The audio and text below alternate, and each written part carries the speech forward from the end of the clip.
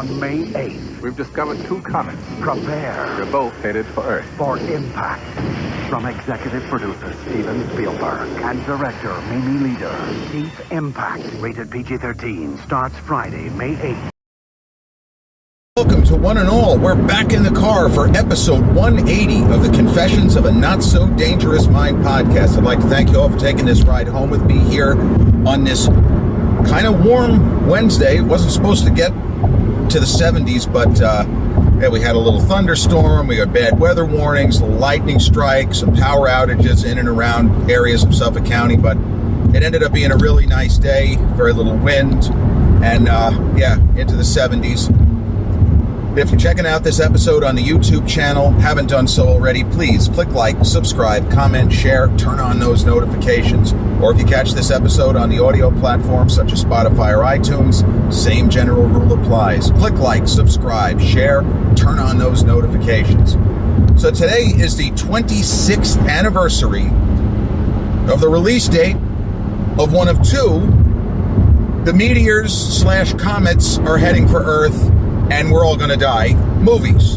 The second of which was Michael Bay's, I think it's a terrible movie, despite the cast and the effects work, and Bruce, Armageddon. The better of the 2, in my opinion, is the one that was released today, and it is Deep Impact, starring Elijah Wood as the kid, this is a few years before Lord of the Rings, the kid who figures out the trajectories are going to basically be the end of the planet.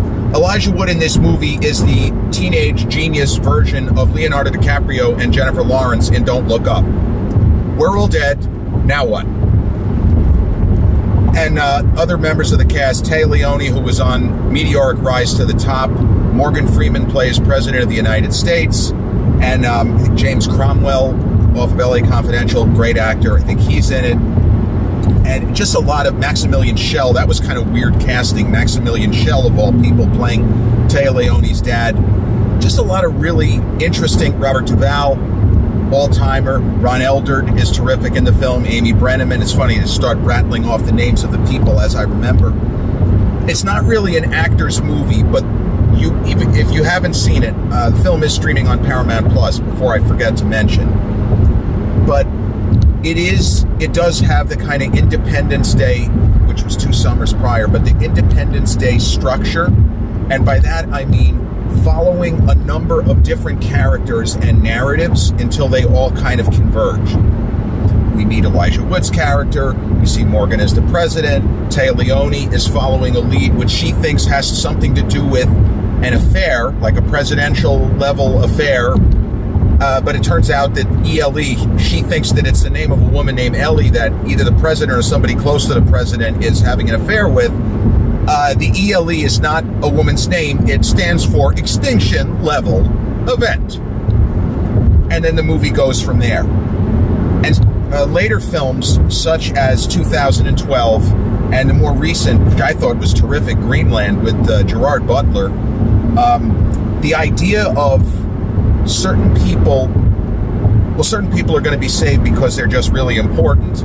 And then there are people who need to be saved because they have, let's say, certain artistic, creative contributions to still make. And this movie does more than lip service with that. They really give it a lot of thought. And Taya Leone's mom is played by, I forgot, the Oscar winner, the, extraordinary, somewhat polarizing Vanessa Redgrave.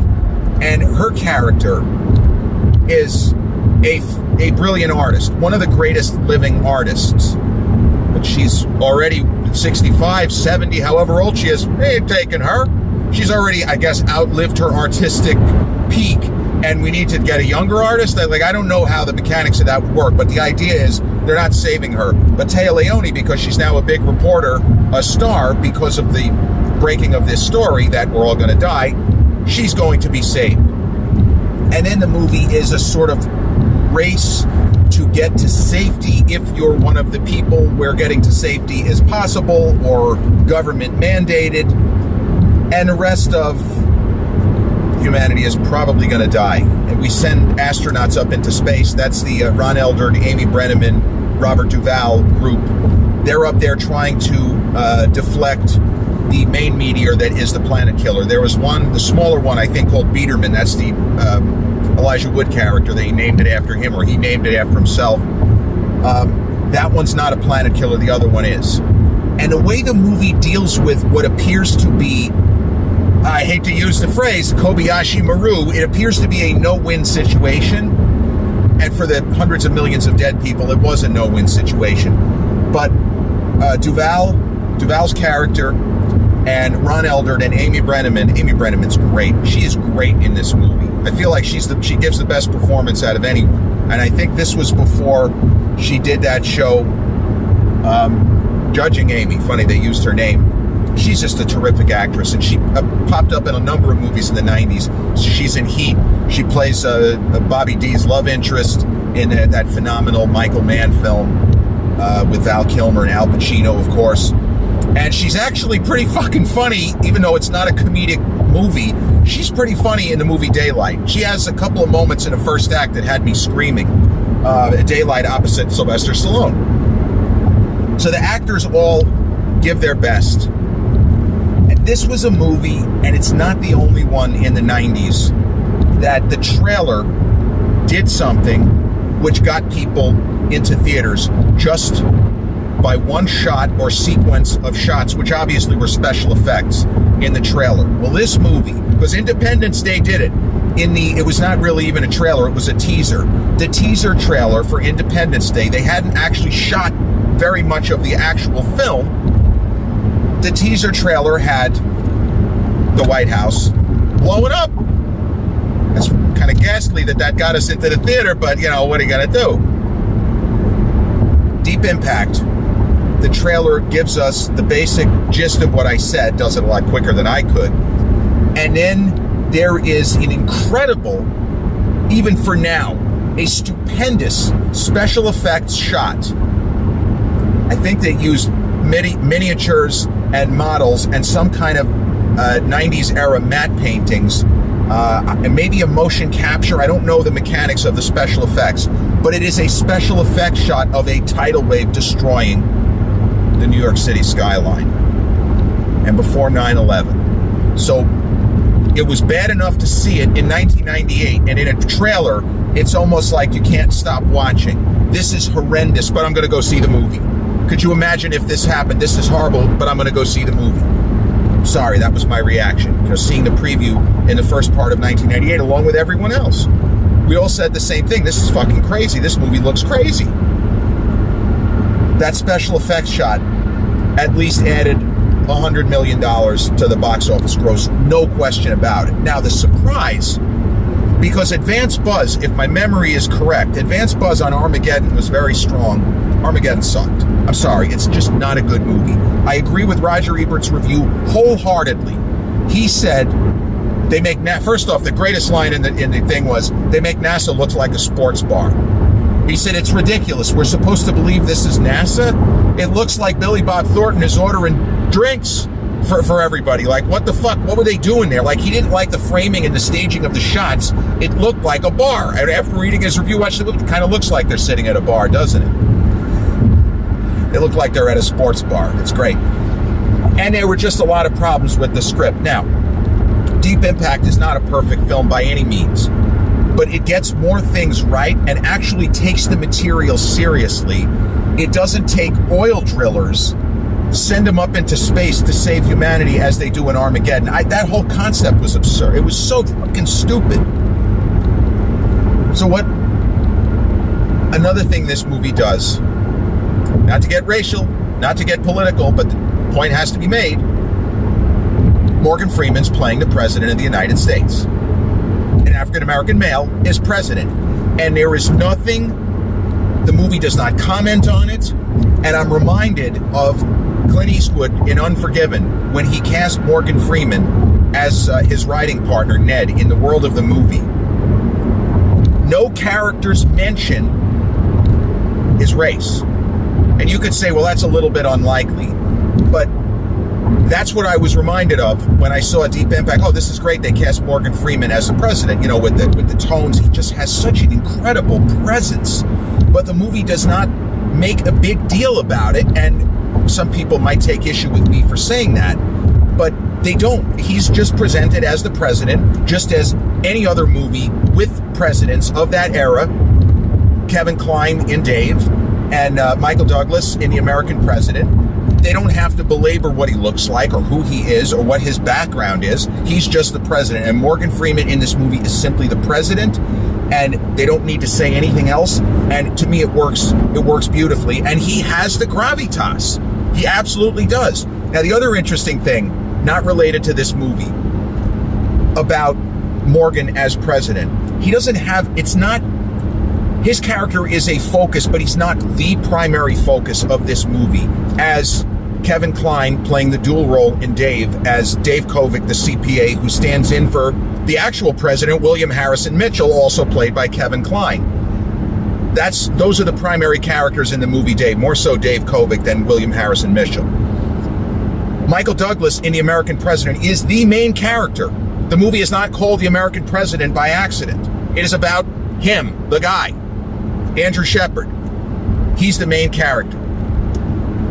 So where I'm going with this is in 2013, Morgan Freeman, who plays president in Deep Impact, Kevin Kline, who was so incredible in both roles as the real president, William Harrison Mitchell, and the fake president, the CPA, Dave Kovic, and Michael Douglas in The American President. The three of them made a movie with Mr. De Niro called Las Vegas. And I remember when I saw that's something that didn't really get brought up. De Niro obviously has had the biggest career of all of them. De Niro is the multiple Oscar winner and generally regarded to have given some of the finest performances in the history of cinema. Find me an actor who could have played Jake LaMotta the way that De Niro did. Find me anybody who could have done Travis Bickle. Nobody. Bobby D stands alone. I say that Bobby D as taxi driver Travis Bickle in that movie, the single greatest performance given by an actor in the last 50 years. That's a hill I'm willing to go down on. I love Daniel Day-Lewis.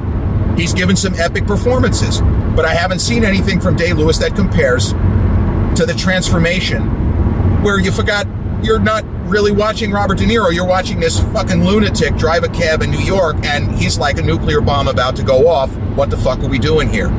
The movie sets us up to like this guy. Are you fucking kidding? Anyway, that movie, it was just okay. It ended up being a box office hit.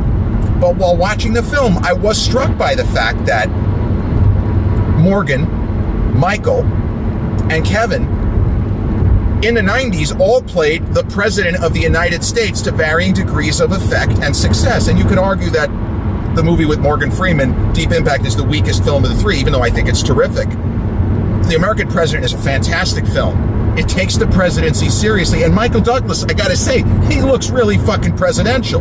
He was around 50, maybe early 50s at the time, give or take. He really looks good in that role. And Annette Bening is fucking home run in that film. It was one of the best films of 1995. I certainly would have had it in my top 5. That was the year of Braveheart. A lot of good movies that year, but not the best year of the decade. And Dave, I think, is an absolute masterpiece. But Robert De Niro, he just never played a president. It just didn't happen. Not everybody gets to play a president. But what are the odds you have 4 big actors in one movie, and the biggest of the 4, the guy with the greatest pedigree, who's probably given the greatest performances, he never had a crack at playing the president. So I remember when I saw, to get back to Deep Impact, when I saw it in theaters opening day, and the movie didn't get great reviews, but it got enough good reviews where I felt comfortable that I was going to be entertained. And despite the ridiculousness, some of the absurd turns of plot, again, I never bought the conflict between Maximilian Schell as the father, Téa Leoni. I love what Vanessa Redgrave did as the mom. But Maximilian Schell, it was just like, hey, let's cast Maximilian Schell. It just kind of felt like stunt casting, to be honest. Anyway, I remember seeing it in theaters, and the money shot, the big special effect of the tidal wave destroying the eastern seaboard in one gulp. It's one of the best moments in any movie I've ever seen. And at that point, but in time, where special effects had certainly advanced, I mean, we saw from Terminator 2 forward how they were able to start to do things CGI, green screen, in a computer.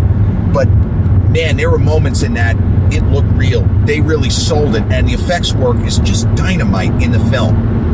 And so I remember watching the movie, and I didn't know how it was going to turn out. We've already, you're 2/3 of the way through the film, you're heading into the final act. There's already been a ton of death, and there's going to be more. The film seems to box itself into a corner where, okay, this plan of getting this spaceship to somehow deflect, this can't possibly work. This was a fucking stupid idea from the beginning. They should have taken more time and come up with a better plan than this. Again, like Don't Look Up, that ridiculous plan they had with the Elon Musk character, played by Mark Rylance, who was a fucking scream in that movie. Holy shit, is he good in that movie.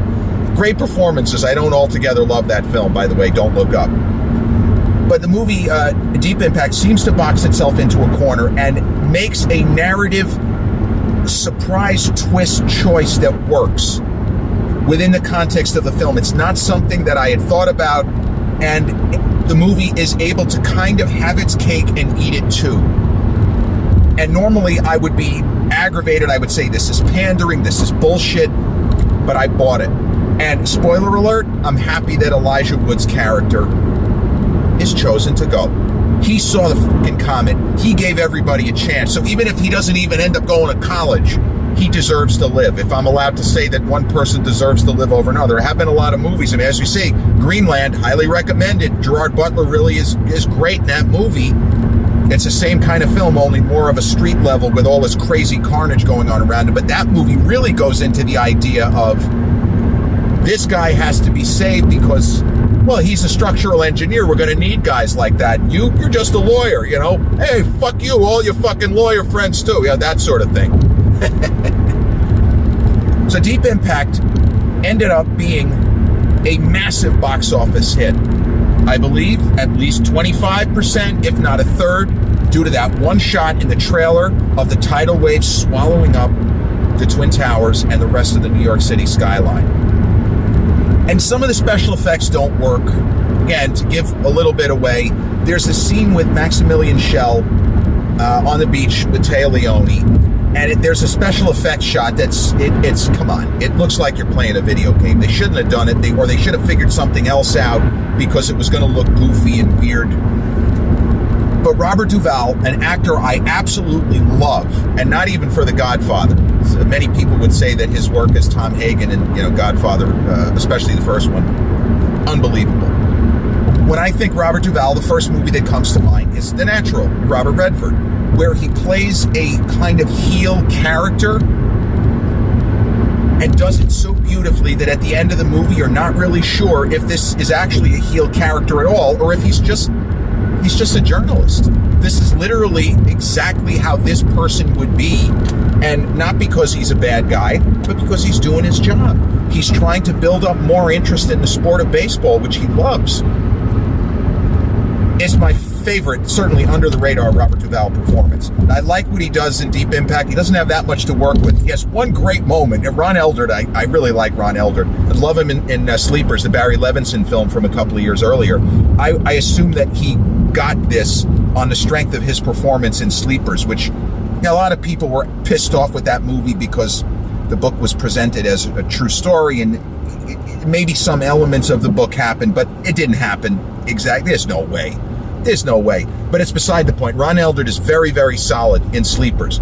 He's up against a big cast, guys like Jason Patric and Brad Pitt and De Niro and Dustin Hoffman, and he absolutely holds his own. Billy Crudup, just terrific actors throughout that cast, and he holds his own. So in Deep Impact, there is some tension among the cast and crew of the NASA ship. I forgot what it's called, but the NASA ship that's going up in space to try to do something to deflect the comets to save presumably 1 billion lives. I don't know how many lives.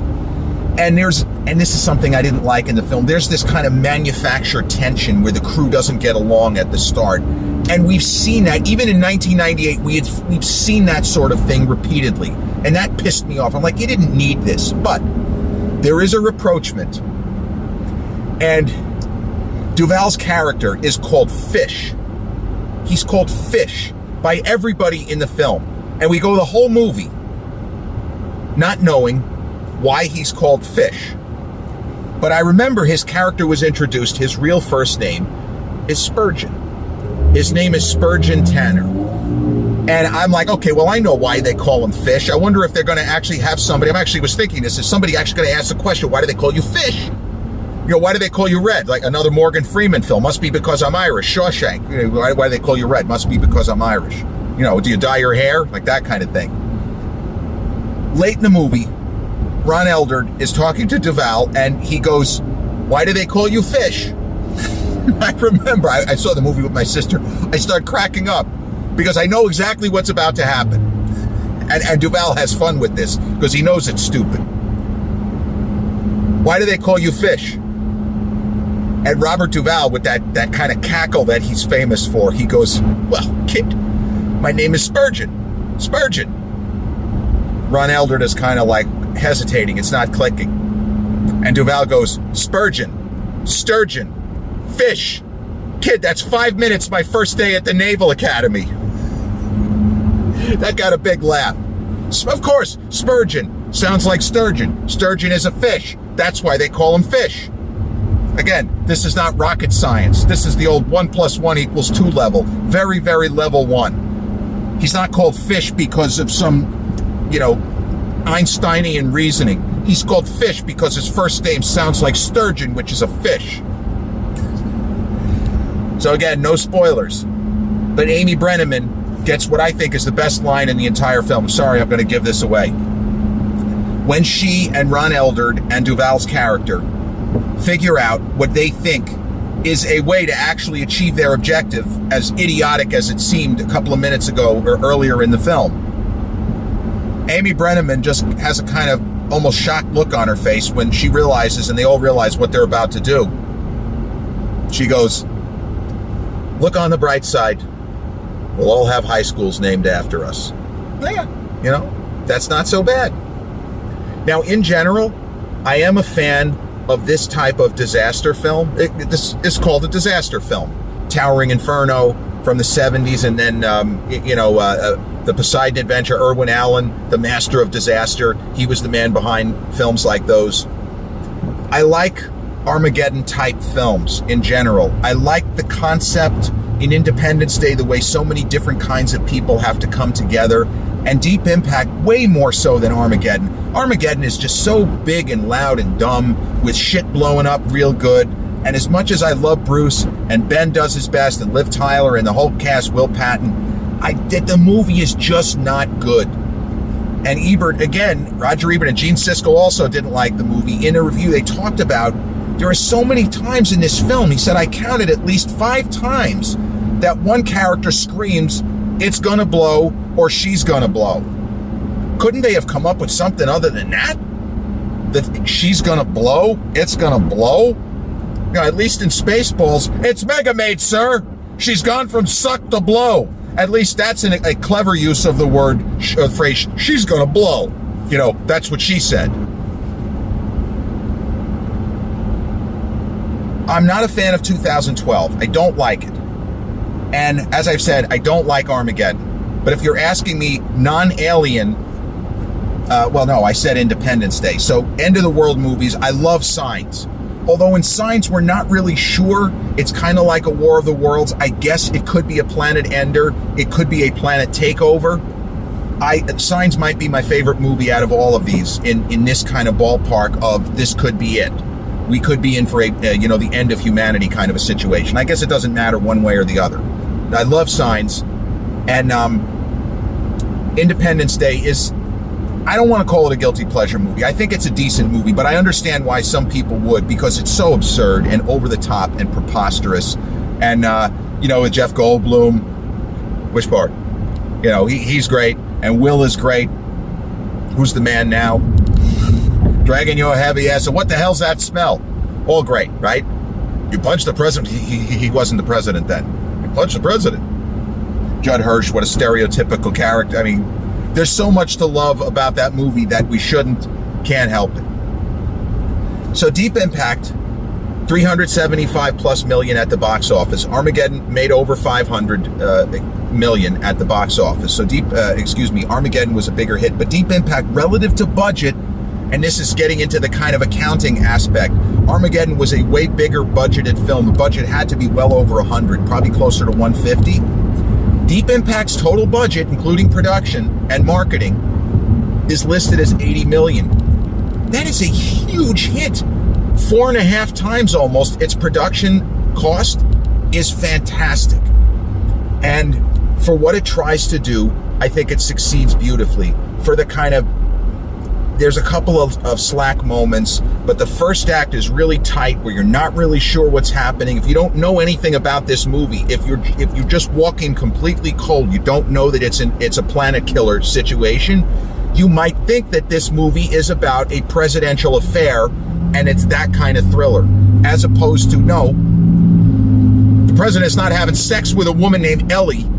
The president is worried about an ELE, an extinction level event, and then goes from there. And it's a film I'd always recommend. And if somebody says, rank your, the kind of movies that you've just said, Armageddon to me is the weakest of the films I've just mentioned. Signs, A War of the Worlds, the Spielberg film, I love it, absolutely love it, as much as Signs. I know that Cruise, he took some heat, his performance, and that the ending is a little weird, that the kid is not dead. I love War of the Worlds, but I put Deep Impact ahead of Armageddon, ahead of 2012. I think I put 2012 ahead of Armageddon. I just don't like 2012. I like so many of that. This movie just doesn't work. But I have Signs and War of the Worlds kind of tied in this realm. And I think Greenland is also up there. It is as good as any of them because it does so many things you're not expecting. It takes so many crazy turns. And the funny thing is, the crazy turns are believable in a context of people would actually do this if this were really happening. So that's basically how I see it. Deep Impact, released 26 years ago today, a super entertaining planet killer, end of the world, we're all gonna die, or maybe we're not all gonna die, Armageddon style movie, better than the same Summers, Michael Bay, Bruce Willis starer, Armageddon. Deep Impact, available for streaming on Paramount Plus and other platforms. Absolutely worth seeing. If you haven't, I am guaranteeing that you will have a blast. No pun intended. This has been episode 180 of the Confessions of a Not So Dangerous Mind podcast. I'd like to thank you for taking this trip home with me once again. Much appreciated. If you caught this episode on the YouTube channel, haven't done so already, please click like, subscribe, comment, share, turn on those notifications. Or if you caught this episode on the audio platforms such as Spotify or iTunes, same general rule applies. Click like, subscribe, turn on those notifications. I'll be back with episode 181 real soon. Until then, peace.